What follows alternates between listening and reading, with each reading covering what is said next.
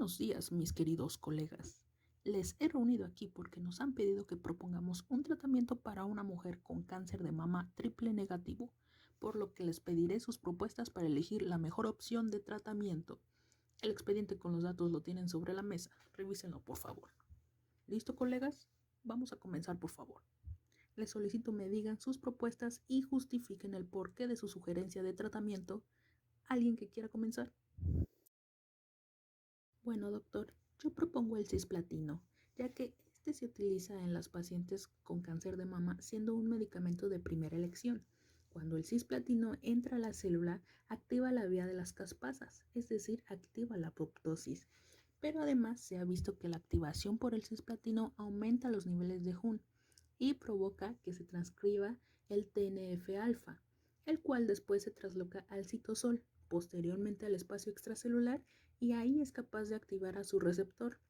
Una vez activado, se activa la RIPK3, que es una quinasa serina-treonina, que interactúa con el receptor.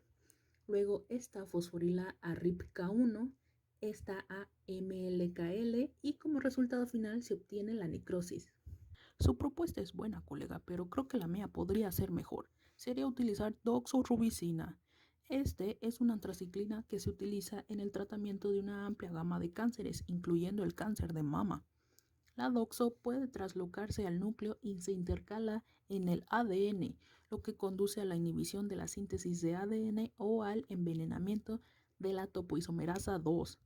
También se conoce que la citotoxicidad subsiguiente mediada por el veneno de la topoisomerasa 2 implica a los genes de reparación de errores de apareamiento, MACH2 y MLH1, que a su vez la pérdida de la función de reparación de errores de apareamiento del ADN da como resultado la expresión de genes que codifican a transportadores como ABCC2 y provocan la resistencia a la doxo, pero para combatir con esta probable resistencia, propongo un sinergismo administrando también el imatinib. Este es un fármaco también utilizado en diversos cánceres y en un estudio se demostró que ayuda contra la resistencia de la doxo.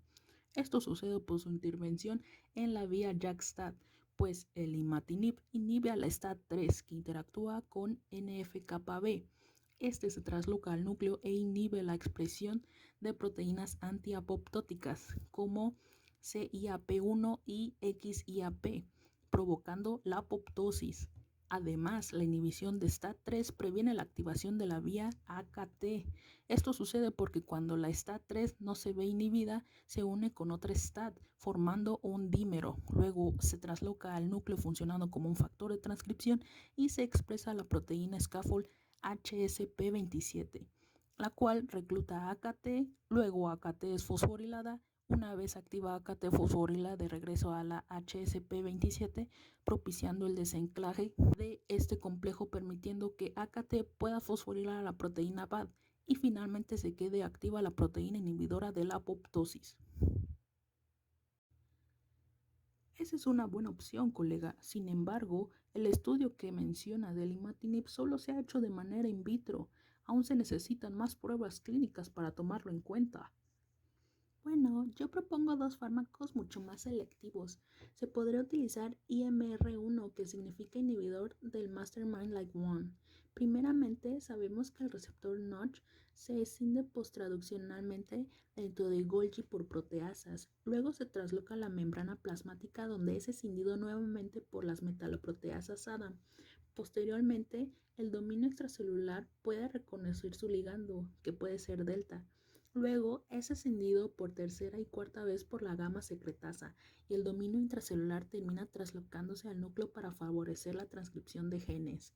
El fármaco que propongo, el IMR1, se demostró que es capaz de prevenir el reclutamiento del Mastermind Like One al complejo transcripcional de Notch en la cromatina. Por lo tanto, ya no se traduciría el receptor Notch y se perdería la señal. También otro fármaco es el PRI-724. Esta es una molécula pequeña que participa en la vía de Wnt. Primeramente, cuando esta vía es estimulada, Wnt se une a su receptor FRISL y al correceptor LRP. Luego las quinasas GSK3 y CK1 fosforilan a LRP y la axina se une al LRP fosforilado, lo que provoca que el complejo represor de la beta-catenina se separe y ésta quede libre. Después, esta se acumula en el citosol y se trasloca al núcleo. Ahí se une a CBP. Una vez dado esto, se unen a TCF y favorecen la transcripción de genes. El fármaco que les propongo participa a nivel del complejo CBP beta-catenina, pues se une selectivamente a CBP, por lo tanto se ve bloqueada la señal y no se expresarían los genes.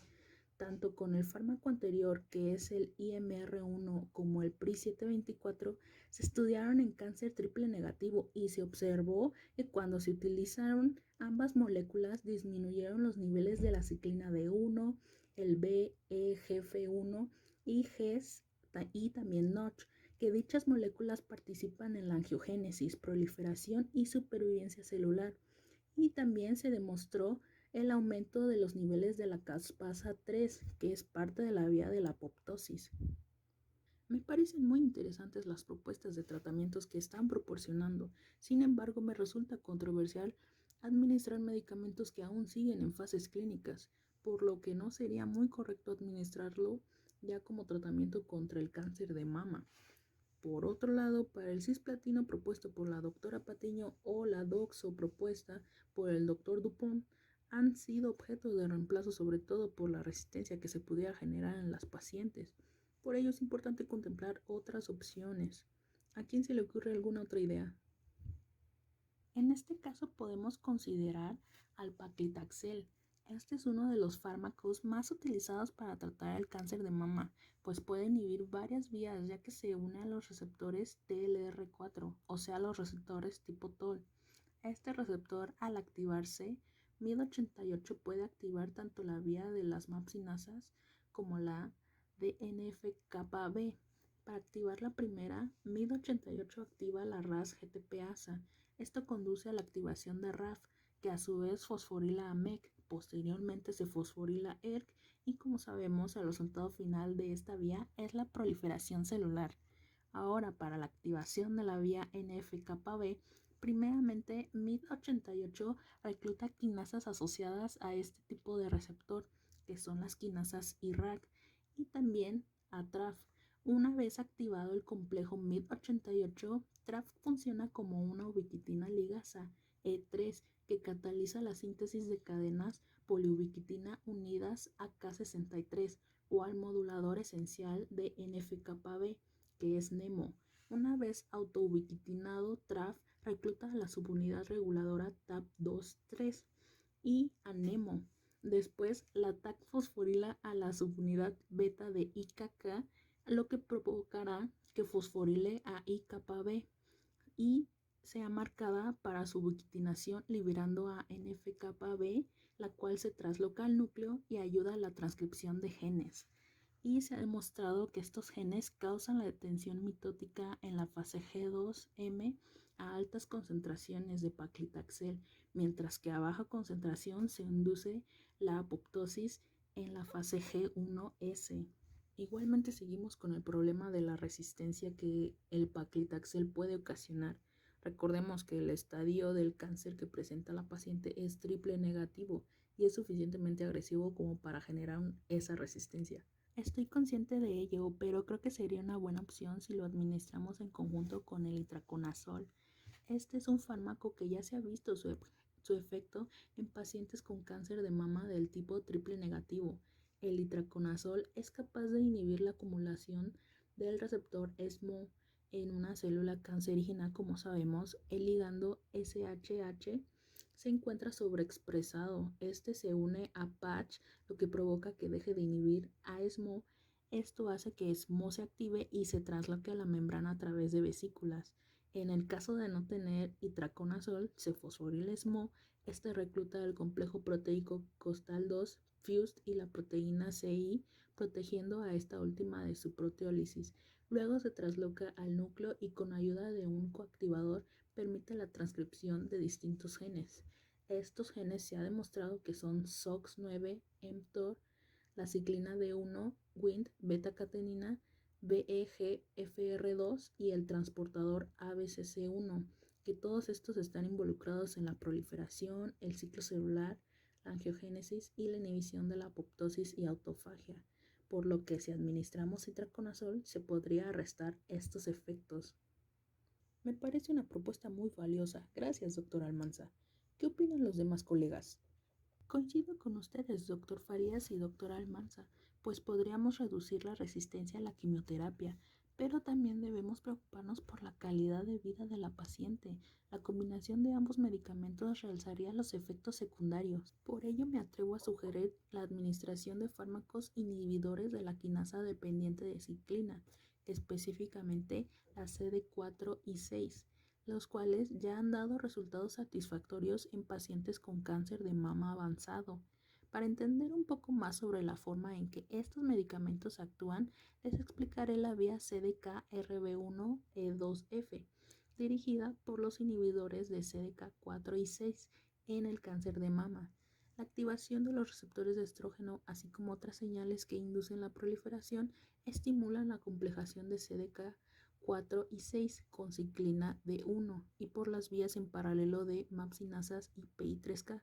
La vía de MAPsinasas comienza con la unión de los factores de crecimiento extracelular a sus tirosina quinasas receptores, o sea, los RTK, lo que desencadena un cambio conformacional y promueve la dimerización y la autofosforilación de los residuos de tirosina en la cola citoplasmática de las RTKs. Estos residuos tirosin fosforilados facilitan el acoplamiento de proteínas que contienen un dominio SH2. GRB2 asociado a RTK se une a SOS, que es un factor de intercambio de nucleótidos de guanina que convierte RAS unido a la membrana en su forma activa, o sea, a RAS-GTP. RAS activa la cascada de las MAPsinasas, uniendo y activando a RAF, que fosforila y activa a MEC, y este a su vez fosforila a ERK. ERK, una vez activo, se traslada al núcleo donde activa múltiples objetivos como el factor de transcripción respuesta en suero, o sea, SRF, lo que da como resultado la expresión de genes, en particular los factores de transcripción FOS y MYC. Los dímeros FOS-HUN comprenden el complejo de factor de transcripción AP1 y activan los genes de respuesta retardada como la ciclina D1. Cuando la señalización va por la vía PI3K, P85, que es otra proteína que contiene el dominio SH2, se une a las RTKs activadas y recluta a PI3K, fosforilando el fosfolípido PIP2 a PIP3, lo que lleva al reclutamiento de AKT. AKT inhibe la glucógeno sintasa quinasa 3-beta, previniendo así la fosforilación mediada por GCK3-beta y la posterior degradación de la ciclina D1. AKT además regula los componentes G1S mediante la promoción mediada por mTOR de la traducción de ciclina D1. Esta estabilización de la ciclina D1 favorece la actividad de G1 y G1S-CDK, ya que ambas vías, cuando se tiene presente la ciclina D1, esta proteína se une a CDK4 y CDK6 y ambas unidas induce la fosforilación de la proteína supresora de tumores del retinoblastoma, que es RB, liberando al factor de transcripción libre E2F, que estimula la transición celular de la fase G1 a la fase S y la división celular. Normalmente CDK6 y CDK4 son inhibidos por la proteína P16. Sin embargo, en el cáncer, este mecanismo de control del ciclo celular es a menudo alterado. Además, la ciclina D1 se sobreexpresa en pacientes con cáncer de mama, receptores de hormonas positivos, lo que conduce a la activación continua del complejo ciclina D1 CDK4-6. La inhibición de CDK4 y 6 induce la desfosforilación completa de RB, lo que resulta en el secuestro del factor de transcripción E2F y la posterior inhibición de la progresión del ciclo celular. Ejemplos de medicamentos que actúan por esta vía tenemos palbociclib, el ribociclib y el abemaciclib también. Excelente idea, doctora Patiño. Verdaderamente está usted preparada y actualizada en las nuevas tendencias de quimioterapéuticos. Además de ser un fármaco mayormente selectivo, su mecanismo de acción involucra una respuesta más completa que las otras propuestas. Solo me preocupa la parte económica y la disponibilidad de encontrar dichos medicamentos. Sin embargo, podemos comentarlo con la paciente y que sea ella quien tome la decisión. Considero que si se propondrá una terapia costosa, deberíamos verdaderamente proponerle a la paciente una terapia selectiva, pues la propuesta de la doctora Patiño es muy buena. Sin embargo, difiero de la selectividad del fármaco, pues está actuando en el ciclo celular. Además, tenemos otras células de reproducción rápida que se verán afectadas, y justo es otra preocupación que nos ha surgido al cuidar la calidad de vida de la paciente. Es por ello que podemos aprovechar los nuevos enfoques de tratamientos oncológicos, los cuales involucran la parte de microambiente tumoral y la acción del sistema inmunológico. En este grupo podemos considerar diferentes fármacos recientemente aprobados, los cuales se unen a receptores tumorales dirigidos, siendo mucho más específicos y reduciendo los efectos secundarios. Para entender un poco más la importancia de este grupo de medicamentos, les explicaré las vías que involucra el VEGF-A y VEGF-C. En primer lugar, se activa la vía de las MAP-cinasas, que no tiene caso explicarlo nuevamente. Solo cabe recalcar que esta vía favorece la proliferación y migración celular.